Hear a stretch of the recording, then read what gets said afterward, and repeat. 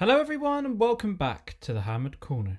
In today's video, we are going to have a look at 5 Celtic gold staters from 5 different rulers of the Dobunni tribe, and if you were to buy all 5, would set you back just under £10,000.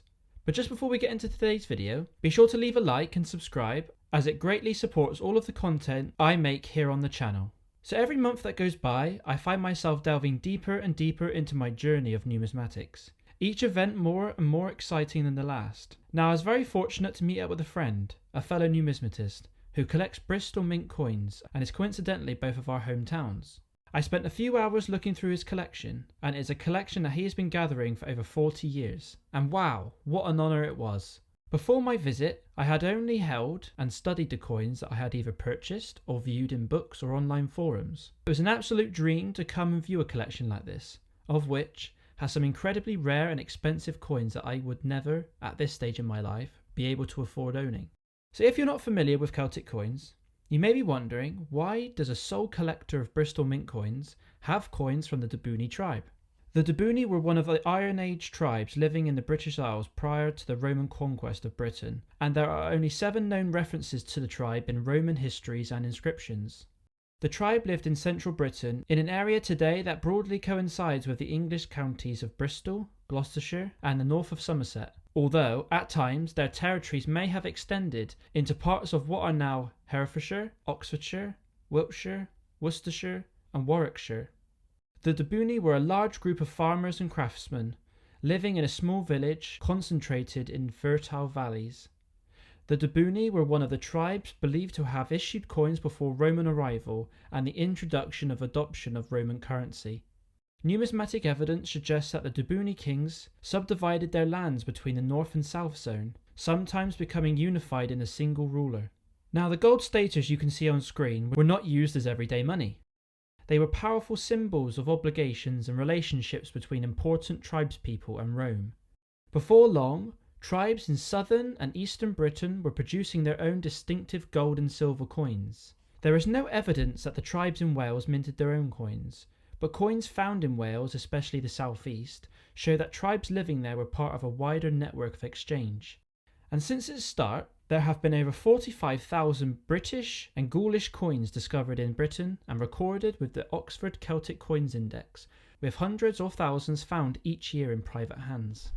So in terms of variety of each ruler at the time, there is not a lot where coinage is concerned.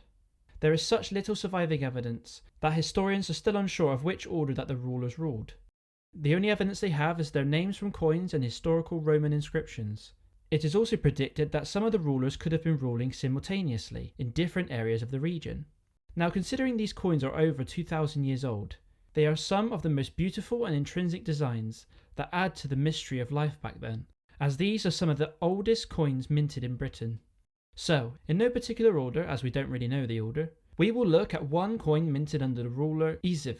The obverse has EISV inscribed at the top, over a triple-tailed horse with a wheel below, and the ABC reference is 2078 and a Spink reference is 381. On the reverse we can see a tree-like motif, with lots of other staters often being blank. Now these coins were cast, so the molten metals would have been laced into a cast, so they are more concave than straight like we see with the Roman and medieval English coins.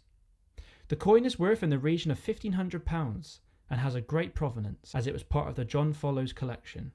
Secondly, we have a coin produced under the ruler Anted. We can see the Dobunnic emblem on one side, and the other side we have the Anted inscribed partially above the triple-tailed horse and a wheel below, and the reference for this one is ABC 2066 and Spink 379, and in today's market will be worth around £2,000. So we have seen 2 coins so far, both of which share lots of similarities in design, and if we put them side by side, you can see there are slight differences in the horse's structure and a few pellets added in different places. Our next coin is one minted under the ruler Bodvok. On one side of the coins we have the usual triple-tailed horse with wheel underneath, but no legend on this side now.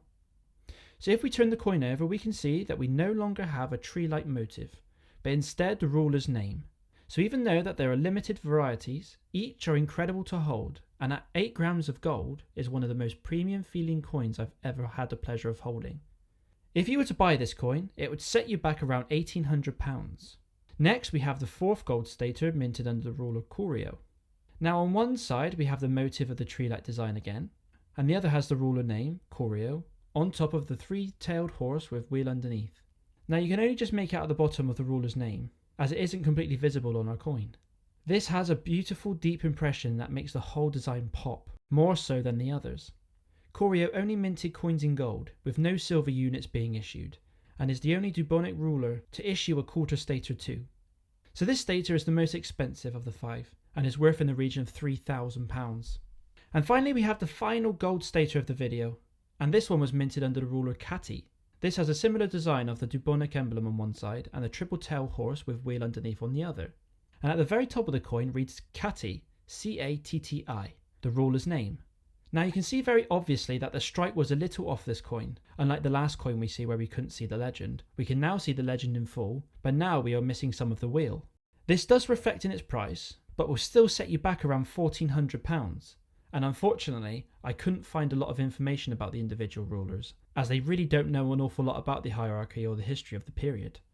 So to end the episode, we can look at all the coins side by side, so you can really start to admire the slight but noticeable differences in the staters on both the obverse and reverse.